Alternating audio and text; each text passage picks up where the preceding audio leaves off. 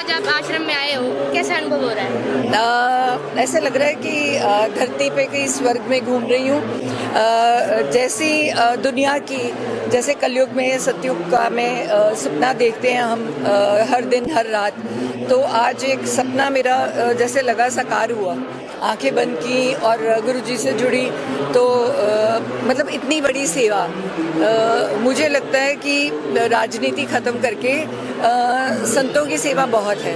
जो गुरुजी जैसे संत हैं ना, वो ही इस धरती को संभाल लेंगे अगर ये राजनीतिक लोग दूर हो जाएं, क्योंकि आजकल राजनीतिक लोग अपनी पहचान को भूल चुके हैं। पहले वाले जो राजे महाराजे थे, जो राज करते थे, वो अपने ऊपर ब्राह्मण बिठाते थे, तो जो उनको सत्य के मार्ग पे चलाते थे। तो आज जो कुर्सी पे बैठ जाता है तो वो सोचता है शायद मैं ही पता नहीं कुछ बन गया हूँ। तो भगवान तो कुर्सी देता है किसी को काम करने के लिए कि आप कैसा काम करते हो उस पर बैठ के। तो ये देखो, ये इन लोगों को असली कुर्सी मिली हुई है, तो ये संतों के शरण में रहे तो कहीं ना कहीं लगता है कि धरती बाहर वाली जो दुनिया है उससे बच के हटके भी एक दुनिया है जो हमारे सपनों की दुनिया है। मैम, आज यहाँ पर शादियाँ हुई हैं 7 जोड़ों की, बिना दहेज के। आपने खुद भी देखा 17 मिनट में शादी हुई और 1 रुपया भी दोनों पक्षों की तरफ से नहीं लिया गया। क्या बोलना चाहेंगे इस बारे में? हमारे घर में भी ऐसी शादियाँ होती हैं। मेरी और नवजोत की शादी भी ऐसी हुई, मेरी बेटी और बहुरानी की शादी भी ऐसे हुई।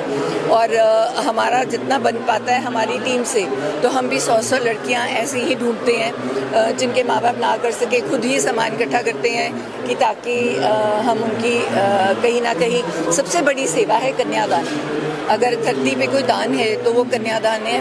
और ये एक ऐसी जगह है जहाँ पे एक पुरुष और महिला को बराबर समझा जाता है। तो मेरे हिसाब से जो बाहर की दुनिया है उसमें तो बिल्कुल ही छोटा समझा जाता है औरत को। तो यहाँ औरत को जो मान और दर्जा मिलता है, अगर वो बाहर भी मिल जाए, बराबर का मिल जाए, तो मुझे लगता है कि तभी कलयुग से आधा सतयुग तो उसी दिन बदल जाए। जिस दिन आप अपने घर में, जैसे मेरे घर वाले कहते हैं, नवजोत कहते हैं, और मेरा बेटा जैसे अपनी बीवी को पूछता है, क्योंकि उनके बिना घर में कुछ नहीं होता। मेरी माँ है घर में, उनके हिसाब से ही घर चलता है। जो बड़े बुजुर्ग हैं और जो औरत की पूजा करते हैं, औरत की तरह से अपना घर चलाती हैं, वही सुखी हैं। तो ये इनको आशीर्वाद दूंगी। तो गुरुजी से जुड़े हुए हैं, बहुत अच्छी, अपने बच्चों को भी ये संस्कार दें, क्योंकि हमने यहाँ से कुछ नहीं लेके जाना, सवाए अपनी जो सेवा हम करते हैं, जिसके प्रति हमें कोई कुछ वापस ना लेना हो, और जितना समय हम भगवान का नाम लेते हैं, ये 2 चीज़ें हमारे साथ जाएंगी।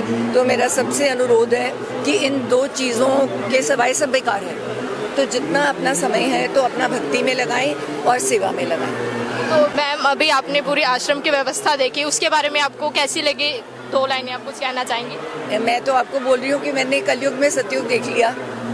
मतलब इससे ज़्यादा क्या बेहतर हो सकता है? इससे ज़्यादा कुछ हम मांगते ही नहीं है ना। इससे ज़्यादा हमारी सोच भी नहीं जाती, हमारी मांग भी नहीं जाती। तो सच में ऐसी जगह को देख के मैं आपको बोल रही हूँ कि मुझे लग रहा है कि मैं जो जिस बात करते हैं हम, जिस हेवन की कह लो, जिस वो, तो आज वही हेवन हमने धरती पे देख लिया। मैम, जैसे कि संत रामपाल जी महाराज जी के बारे में सोशल मीडिया पर भी चलता रहता है, आपको कहाँ से पता लगा आश्रम के बारे में? क्या आप पहले सत्संग सुनते थे? मैं बचपन से ही 3 साल की उम्र से गुरुओं की, साधुओं की, मुझे अच्छा लगता है उनके साथ बैठना। मुझे और कहीं मेरा दिल नहीं लगता था। तो मुझे समझ आ गया कि मेरा रास्ता शायद पुराने जन्मों से कुछ फ़र्क है बाकी लोगों से। मैं संतों से प्रेरणा लेके सेवा करती हूँ, चाहे मैंने डॉक्टरी में की, चाहे मैंने पॉलिटिक्स में की। तो मैं संतों के साथ रहती हूँ, उनकी बानी के साथ जुड़ी रहती हूँ, ताकि ज़िंदगी में मैं कोई ऐसी गलती ना करूँ, मैं किसी का दिल दुखा दूँ। तो जितनी सेवा मेरे हाथों से हो सके, क्योंकि मैंने अपनी बॉडी भी दान की हुई है, और मैंने वैसे भी लकड़ी को वेस्ट नहीं करना, इलेक्ट्रिक क्रेमेटोरियम में जाना है। मेरे घर वाले ने भी अपनी पूरी बॉडी दान की हुई है। तो मुझे जब कैंसर भी हुआ तो मैंने भगवान को धन्यवाद किया। लोग पूछ रहे थे ये धन्यवाद क्यों कर रही है? मैं क्या धन्यवाद इसलिए कर रही हूँ कि मुझे ब्रेस्ट का कैंसर हुआ है। तो ब्रेस्ट की हम किसी कोई फायदा नहीं होता, और मेरे किसी ऑर्गन में एक भी कैंसर सेल नहीं है। तो जो ऑर्गन्स मैंने लोगों के लिए रखे हुए हैं वो भगवान ने मेरे लिए सेफ रखे हैं। तो मैं इसकी खुशी है मुझे। मैम, संत रामपाल जी के बारे में आपको कहाँ से पता लगा? मैं इनके बारे में काफ़ी कुछ पढ़ती देखती रहती थी। जैसे मैं आपको कह रही हूँ कि मैं टीवी नहीं देखती, हमारे घर में थोड़ा सा होता है तो साधना चैनल देख लिया। श्री श्री रविशंकर के पास सदगुरु के साथ मैं जुड़ी हुई हूँ, गुरुओं के साथ जुड़ी हूँ, तो उन्हीं गुरुओं में ये गुरु भी आते हैं, है ना, जिनको तुम फॉलो करते हो, देखते हो कि अरे इतना अच्छा काम कर रहे हैं, जिससे हम प्रेरणा लेते हैं। मैं भी कब मिलूंगी, मेरा भी कभी मिलना होगा, है ना। तो भगवान जब चाहते हैं तो मैं पूरा कर देते हैं। तो कोई मैं तो तुच्छ सी हूँ, कुछ भी नहीं हूँ इस दुनिया में। तो इन्होंने धन्यवाद देती हूँ जो लोग आए मुझे बुलाने, और मैं तो ना करने वाली नहीं थी तो मैं भागी चली आई।